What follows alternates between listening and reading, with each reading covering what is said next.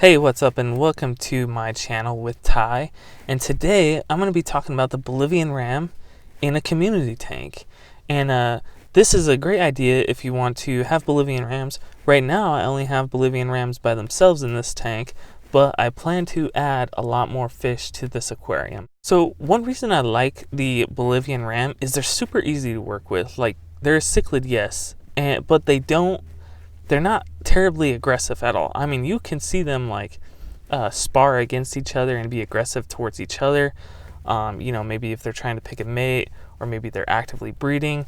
That's completely different. But if you're just having a couple Bolivian Rams in your tank and none of them had paired off, then they're not that aggressive.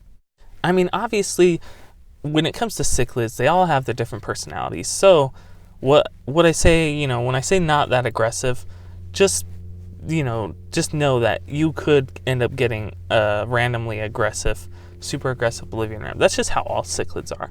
So that being said, I'm going to give you guys my opinion on Bolivian Rams in a community aquarium.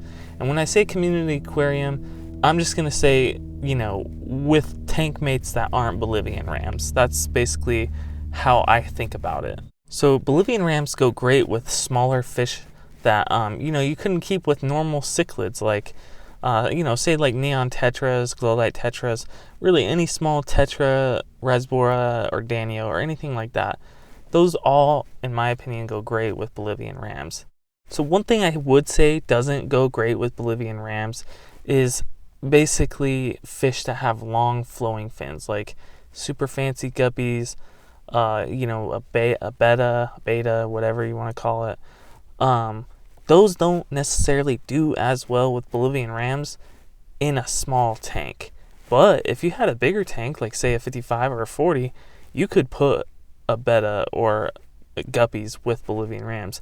As long as they stay out of the territory of the Bolivian Rams and aren't getting picked on and getting nipped at with their fins, it will work. And the reason I say this is because you guys don't know this, but when I was getting all my stuff ready to move, I actually had a beta and a Bolivian Ram and a swordtail actually in the same tank, and I just held on to them. I didn't make videos out of them. I probably should have, so you guys would believe me, but I had all those in a 55-gallon tank. It was just those 3 fish, so like they had tons of space. The beta was a half moon. It never got ripped up or anything from the Bolivian Ram, which I was pretty surprised by. And how this happened was I ended up putting the beta in the tank just as like to hold it, because I was having a leak with the beta aquarium, and that's basically why I ended up never making videos about it. But that's neither here nor there.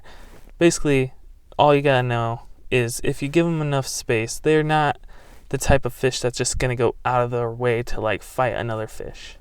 So basically, with the right setup, I actually believe Bolivian Rams can pretty much go with any fish. Not any fish, but you got to use common sense a little bit. But I will say one thing I don't think they would go good with, and I know people have done it, is like big aggressive cichlids.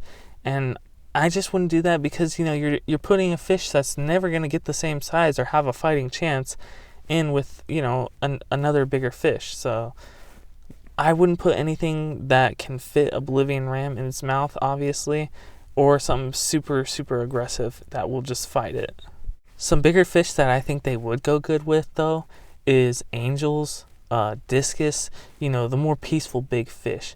I wouldn't put them with like goldfish or anything, just because I personally just keep goldfish by themselves, because I like that look better. Anyways, Bolivian Rams are a pretty peaceful cichlid. They're not too aggressive. Yeah, they like to nip at each other. Like you'll see them in this video, like chasing each other around, sparring a little bit, but they don't do any real damage. The only thing they would do damage to is something that had long and flowing fins, and in those cases you just need to make sure there's enough space to where they're not gonna feel threatened as far as their territory goes, and it should work. So anyways, thanks for checking out this video, you guys, and if you haven't yet already, subscribe and ring that bell so you get notifications, and I will see you guys on the next one. Toodaloo.